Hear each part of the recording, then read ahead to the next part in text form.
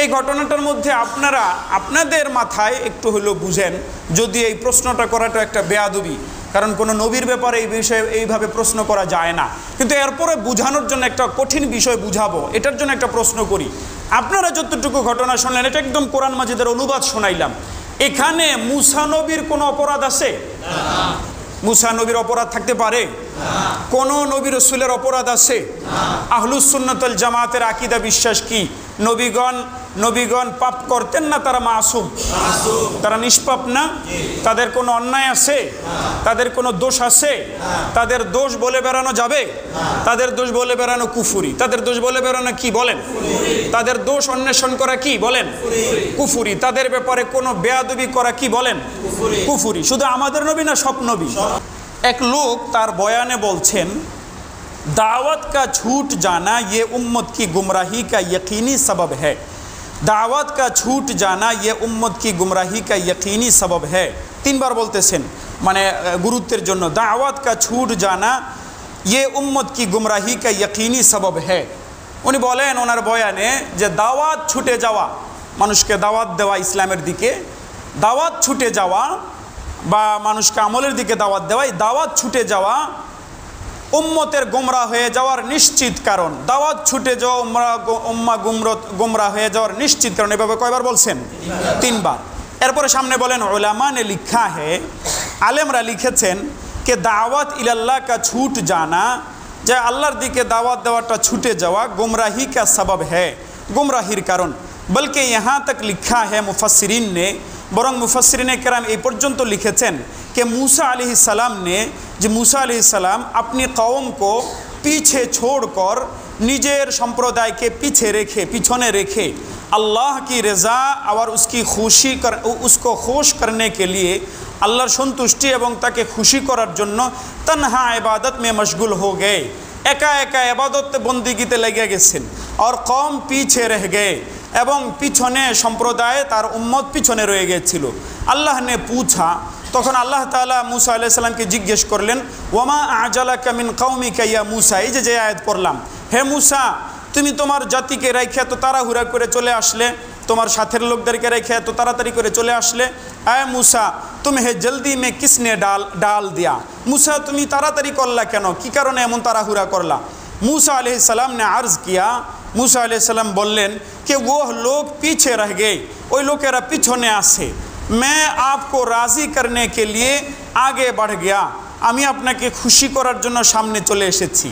এবার ওই বক্তা বলে, ध्यान से सुनना बात को, খুব ভালো করে আমার কথা শুনেন। अल्लाह ने फरमाया कि अल्लाह ताला जिज्ञेस करलें, ए मूसा अलैहिस सलाम हमने तुम्हारे पीछे तुम्हारी कौम को फितना और आजमाइश में डाल दिया। ए मूसा तुम्हार पिछने तुम्हार जाति के आमी परीक्षार मध्य फेले दिएছি। उलमा ने लिखा है, এই বক্তা বলে আলেমরা লিখেছেন নাকি, कि वह उस वजह ये हुई, পরবর্তীতে ঘটনা এমন হইল कि मूसा अलैहिस सलाम बजाय कौम को साथ लेकर आने के, मूसा अलैहिस सलाम নিজের সম্প্রদায়কে সাথে না নিয়ে এসে कौम को छोड़कर आगे লোকদেরকে ছেড়ে চলে এসেছে। 40 রাত मूसा अलैहिस सलाम ने इबादत में गुजारी, 40 রাত্র मूसा अलैहिस सलाम इबादते ছিলেন। আল্লাহ কি শান, আল্লাহ তাআলার এই অবস্থা হইল, আল্লাহ তাআলা এই কাজ করলেন कि 6 लाख बनी इसराइल जो सब के सब हिदायत पर थे, যে 6 লক্ষ ইহুদি যারা প্রত্যেকে হেদায়েতের উপরে ছিল, উনমে সে তাদের মধ্য থেকে 5,86,000 5,86,000 गुमराह हो गए, गुमराह हो गए। सिर्फ 40 रात मूसा अलैहिस्सलाम ने दावत इल्लाह का काम नहीं किया, शुधु 40 রাত্র मूसा अलैहिस्सलाम दावतेर काज करें नाई। এই কারণে এই 5,86,000 মানুষ নাকি গুমরাহ হয়ে গেল। मैं ये समझ कर कह रहा हो, ওই বক্তা বলতে সেটা আমি ভালো করে বুঝে শুনে বলতেছি। सिर्फ 40 रात मूसा अलैहिस्सलाम ने दावत का अमल नहीं किया, শুধু 40 রাত্র मूसा अलैहिस्सलाम दावतेर अमल करें নাই। 40 রাত मूसा अलैहिस्सलाम इबादत में मशगूल रहे, 40 दिन मूसा अलैहिस्सलाम इबादतेर मध्य छिलेन। और उस 40 रात के अरसा में 5,86,000 बनी इसराइल सब के सब बछड़े की इबादत पर जमा हो गए। এই 40 রাত্রেই 5,86,000 উম্মত, 6 লাখের মধ্যে থেকে 5,86,000 উম্মত বাছুরের ইবাদত বন্দিগি করা শুরু করছে। মুসা নবী শুধু 40 দিন ইবাদত বন্ধ দাওয়াতের কাজ বন্ধ রেখে নিজে নিজে ইবাদত করতে চলে গেছিলেন। এই যে এই কথাটা শুনলে বলেন তো কি বোঝা যায়? মুসা আলাইহিস সালাম 40 রাত ইবাদত 40 দিন দাওয়াতের কাজ ছাইরা দিছেন, এই কারণে উম্মত গুমরাহ হয়ে গেছে। উপরে বলছে না যে দাওয়াত কা ছুট জানা উম্মত কা গুমরাহি কা ইয়াকিনি সবব হ্যাঁ, দাওয়াত ছুটে যাওয়া উম্মত গুমরাহ হয়ে যাওয়ার ইয়াকিনি নিশ্চিত কারণ। এখন বলেন, এই যে বক্তার একটা বক্তব্য আপনাদেরকে শোনাইলাম, উর্দু বক্তব্য, আমি সাথে সাথে অনুবাদ করেছি। এই বক্তার বক্তব্য থেকে কি মুসা আলাইহিস সালামের ব্যাপারে একটা দোষ মনে হয় না? যে মুসা নবী দাওয়াতের কাজ ছাইরা দিয়া 40 রাত একলা একলা ইবাদত করতে চলে গেছেন, নিজের জাতিকে রেখে গেছেন, আল্লাহরে খুশি করার জন্য বন্দিগিতে চলে গেছেন, আর এদিকে সব গুমরাহ হয়ে গেছে। এমনকি আল্লাহ, উনি যখন আগে চলে গেছেন তো আল্লাহ জিজ্ঞাসা করছেন এদেরকে কেন রেখে আসলা? তো বলেন যে আমি আপনারে খুশি করার জন্য রেখে আসছি, আর এদেরকে গুমরাহ হয়ে গেছে। আপনি বলেন তো ওনার এই কথার থেকে কি বোঝা যায়?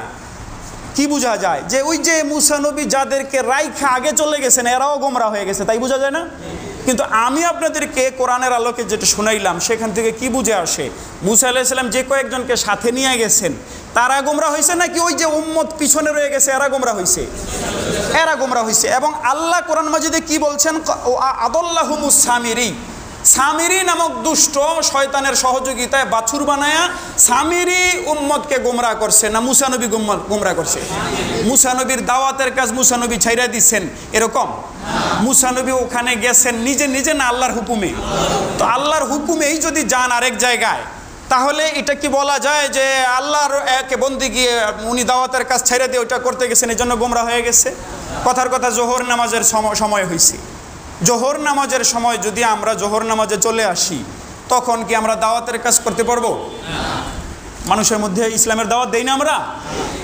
বিভিন্ন আমলের দাওয়াত দেই, তাবলীগওয়ালারা যে দাওয়াত দেয় এরকম দাওয়াত দেই। কিন্তু বলেন তো আমরা কি হজের সফরটাতে ওই দাওয়াত দিতে পারি পুরোপুরি? অথবা ধরেন নামাজের সময় কি দিতে পারি?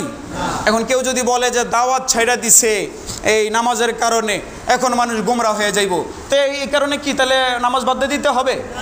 না, এটা আল্লাহর হুকুম। আবার দাওয়াত দেওয়া কার হুকুম? এই যে এই কথাটা এটা বলেছেন হযরত মাওলানা সাআদ সাহেব। এই বয়ানটা আমি ওনার বয়ান থেকে একেবারে উর্দুটা আপনাদেরকে শোনাইলাম। ওই যে দিল্লি নিজামউদ্দিন মার্কাজের মাওলানা সাআদ সাহেব, উনি এখানে দেখেন কতগুলা মারাত্মক পর্যায়ের কথা বলেছেন। 1 নম্বরে তিনি আল্লাহ তাআলার সাধারণ নবী না, একদম উঁচু মর্যাদার যে কয়েকজন নবী তার মধ্যে একজন হযরত মুসা নবীর ব্যাপারে তিনি কেমন অভিযোগ করলেন যে 40 দিন তিনি দাওয়াতের কাজ ছাইরা দেওয়ার কারণে নাকি তার উম্মত গোমরাহ হয়ে গেছে, এবং তিনি নাকি উম্মতকে রাইখা বন্দিগিতে আল্লাহরে খুশি করার জন্য গেছেন, এই কারণে গোমরাহ হয়ে গেছে। বলেন এর দ্বারা কি মুসা নবীর ওপর 1 নম্বরে অভিযোগ করা হয় না?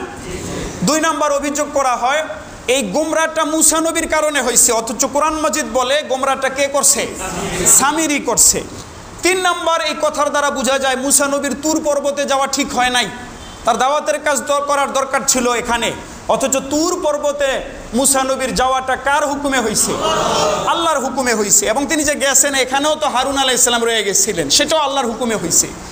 এই যে এই আকীদা বিশ্বাসের কারণে দারুল উলুম দেওবন্দ থেকে মাওলানা সাআদ সাহেবকে সতর্ক করা হইল যে আপনার বয়ানে এই যে আপনি এই কথাটা লিখছেন এটা তো আহলুস সুন্নাতুল, এই যে বলছেন এটা আহলুস সুন্নাতুল জামাতের আকীদার খেলাফ। কেউ যদি এখানে ভালো করে জেনে বুঝে এই কথা মুসা নবীকে দোষ দেওয়ার উদ্দেশ্যে বলে তাহলে ওই ব্যক্তি কাফের হয়ে যায়। আপনি এই কথাটা কেমনে লিখলেন? তো এই কথা বলার পরে এই কথা ওনাকে নিজামউদ্দিন মার্কাজে গিয়া অনেকজনে বুঝাইছে, উনি ওটা মানেন না। নিজামউদ্দিন মার্কাজে মাওলানা সাআদ সাহেবের ওস্তাদ না, শুধু সাআদ সাহেবেরও ওস্তাদ, সাআদ সাহেবের বাবারও ওস্তাদ, তারা পর্যন্ত এখানে ছিলেন, তারা ওনাকে সতর্ক করেছেন। আর এটা এক ধরনের বয়ান না, আমি ইনশাল্লাহ আপনাদেরকে মাঝে মাঝেই শোনাবো, আরও অনেকগুলো শোনাবো। হজরত ইউসুফ আলাইহিস সালামের ব্যাপারে আরও মারাত্মক কথা আছে, এমনকি মুহাম্মদুর রাসূলুল্লাহ সাল্লাল্লাহু আলাইহি সাল্লামের ব্যাপারে আরও মারাত্মক কথা আছে। এই জাতীয় বয়ান যখন উনি বারবার করছিলেন তো বুজুর্গরা বুঝলেন, ওনার ওস্তাদরা মুরব্বীরা বুঝলেন যে যদিও আমাদের দেওবন্দি ধারার লোক, দেওবন্দীদের ভিতরে নবী আম্বিয়া আলাইহিমুস সালাতু ওয়াস সালামদের ব্যাপারে কোনো প্রকারের বেয়াদবি নাই, এটা তো করতে পারে না, এটা কাফেরদের স্বভাব, এটা আহলুস সুন্নাতুল জামাতের খেলাফ গোমরাহদের স্বভাব। তো তারা সতর্ক করা হইল, নিজামুদ্দিন মার্কাজের মুরব্বীরা করছে সতর্ক, কিন্তু তিনি সেটা মানেন না। নিজামুদ্দিন মার্কাজের মুরব্বীরা ওনারা সতর্ক করার পরেও তিনি মানেন না। এই ক্ষেত্রে পরে দারুল উলুম দেওবন্দ একটা ফতোয়া লিখল। ফতোয়া লিখার পরেও দেখেন সাথে সাথে এই ফতোয়া ইন্টারনেটেও দেন নাই বা ব্যাপকভাবে প্রচারও করেন নাই। ফতোয়াটা লিখে চিঠি মারফত এই ফতোয়া সাদ সাহেবের কাছে পাঠানো হয়েছে যে আপনি এই ভুল স্বীকার করেন এবং এই সমস্ত বয়ান থেকে ফিরে আসেন। এবং আপনারা আশ্চর্য হবেন, এগুলো তো প্রকাশ হলো 2015-16 সালে এসে, কিন্তু মাওলানা সাদ সাহেবকে ওলামায়ে কেরাম, বুজুর্গরা, মুরব্বীরা সতর্ক করা শুরু করেছেন সেই 2008 সাল থেকে। 2008-9 থেকে তাকে সতর্ক করতেছেন। এই 7-8 বছরে যখন তার মধ্যে বুঝ হয় না, পরে দারুল উলুম দেওবন্দ বাধ্য হয়ে ফতোয়া লিখছেন, এটাও এখন প্রকাশ করেন নাই, তাকে চিঠির মারফত পাঠানো হইল। এই চিঠি যখন নিজামুদ্দিন মার্কাজে গেল, উনি দেখলেন, দেখার পরে এবার একটু ভয় পাইছি যে যদি দারুল উলুম দেওবন্দ আমার ব্যাপারে ফতোয়া দিয়ে দেয় তাহলে তো লোকজন আমাকে তরক করবে। তো সাথে সাথে তিনি একটা রুজুনামা লিখছেন। রুজুনামা মানে হলো আমি আমার বক্তব্য থেকে ফিরে আসলাম, এটার জন্য একটা ওয়াদা করে বলা, ভুল স্বীকার করা। আমি রুজুনামাটার আপনার দুইটা অংশ শোনাই। একটা অংশের শুরুতে, রুজুনামার শুরুতে উনি লিখেন, इस सिलसिला में जिन साबिका कदीम बयानात का हवाला तहरीर गिरामी में दिया गया है, अहकार उसको अपना एक दीनी फरीज़ा समझते हुए अपनी जानिब से वाज़े अल्फाज में रुजू करता हूँ और अल्लाह ताला से अफ़्व व मग़फ़िरात का तालिब हैं। उनी लेखें जे आपनारा आमाके जे এই বিষয় সতর্ক করেছেন, এই বিষয়গুলো আমার পিছনের বয়ানগুলোতে হইছে, তো আমি আল্লাহ তাআলার পক্ষ থেকেই এটাকে আমার উপরে দেওয়া দায়িত্ব মনে করে আমি এটা থেকে রুজু করতেছি, আমি ফিরে আসতেছি এবং আল্লাহ তাআলার কাছে আমি মাফ চাইতেছি। এতটুকু কথার দ্বারা বোঝা যায় না উনি ভুল স্বীকার করছেন। কিন্তু এই চিঠির নিচের দিকে এসে লেখেন, এরপরে লেখেন, आप जैसे आलमी इल्मी दीनी मरकज़ के अहम ज़िम्मेदार हज़रात को अहकार व उसके साथी के अफ़कार व ख़यालात, मौक़िफ़ व मसलक में किसी किस्म की जो बदगुमानी हुई है, अहकार उसकी नहायत अफसोसनाक और दावत व तबलीग वाले मुबारक अमल और उसके मरकज़ के साथ आदम ताआवुन समझता है। পরে নিচে এসে লিখছে যে আপনাদের মতো একটা আন্তর্জাতিক প্রতিষ্ঠান দারুল উলুম দেওবন্দ, আপনারা আমার ব্যাপারে এবং আমার সাথীদের ব্যাপারে যেই কথাগুলো লেখলেন যে আমরা ভুল করছি, এগুলাকে আমি মনে করি দাওয়াত ও তাবলীগ এবং দাওয়াত ও তাবলীগের যে নিজামুদ্দিন মার্কাজ, এটার সাথে অসহযোগিতা করতেছেন, আপনারা এটার বিরোধিতা করতেছেন। শুরুতে কি বলল? কথা কয় না। শুরুতে কি বলল যে আমার এই মুসা আলাইহিস সালামের ব্যাপারে বলা আমার কি হয়েছে? ভুল হয়েছে, আমি আল্লাহর কাছে মাফ চাইতেছি। কিন্তু নিচের দিকে এসে লিখতেছে যে আপনারাদের মতন এত একটা দামি প্রতিষ্ঠান, আন্তর্জাতিক প্রতিষ্ঠান, ও এই শব্দটা বলিনি, বদগুমানি, আমার এবং আমার সাথীদের ব্যাপারে যেই বদগুমানি, মন্দ ধারণা, বদ ধারণা করছেন, এটাকে আমি মনে করতেছি আমার সাথী এবং আমাদের যে তাবলীগের মার্কাজ এবং তাবলীগের কাজ, এটার সাথে আপনারা শত্রুতা করতেছেন, এটা সহযোগিতা করতেছেন না, অসহযোগিতা করতেছেন। কি বলেন? তাহলে কি রুজু থাকে? এরপরে নিচে কি লেখে, নিজ अहकार के बयानात पर जो एतराज़ है उनके मुताल्लिक़ अहकार की कम इल्मी के बावजूद जो मालूमात और उनके अमली मराजा वगैरह है आइंदा इरसाल करने की कोशिश की जाएगी। एरपर बोलছেন যে আপনারা যে ভুলগুলো আমার তুলে ধরছেন, এই ভুলগুলো আমার কম যোগ্যতা সত্ত্বেও আমি এগুলোর দলিল দেওয়ার চেষ্টা করব। কি দেওয়ার চেষ্টা করব? আপনারা কি আমার কথাগুলো বুঝতেছেন? এই রুজুনামার চিঠির শুরুতে কি বলতেছে, এগুলো আমার কি ভুল, আমি কার কাছে মাফ চাই? আল্লাহর কাছে। আপনারা আমার যে সতর্ক করছেন, আমি আপনাদের শুকরগুজার, আপনাদের শুকরিয়া আদায় করতেছি, আমি এগুলো থেকে ফিরে আসব, আমি স্বীকার করতেছি আমার এগুলো ভুল হয়েছে। কিন্তু শেষের দিকে লিখতেছে আপনাদের এই ভুল ধরাটা আমার ব্যাপারে বদগুমানি, বদধারণা, নিজামুদ্দিন মার্কাজের ব্যাপারে বদধারণা এবং নিজামুদ্দিন মার্কাজকে অসহযোগিতা। এরপরে আরও নিচে লিখছে যে যেই বিষয়গুলো আপনারা আমার ওপর আপত্তি করছেন, এগুলার আমার কম এলেম সত্ত্বেও এগুলার দলিল আমি দিয়া পাঠাবো, লেখা পাঠাবো। বলেন তো এটা কি তাহলে রুজু থাকে? যখন এটা এইভাবে আসলো দারুল উলুম দেওবন্দে ওনার চিঠি, তো উলামায়ে কেরাম খুব আফসোস করলেন। বাচ্চা বয়সে একটা ছেলে দারুল উলুম দেওবন্দে, আমি তো দারুল উলুম দেওবন্দে 2012 সালে ছিলাম, 11, 12, 13 সালে এই সময়গুলোতে আমি ছিলাম।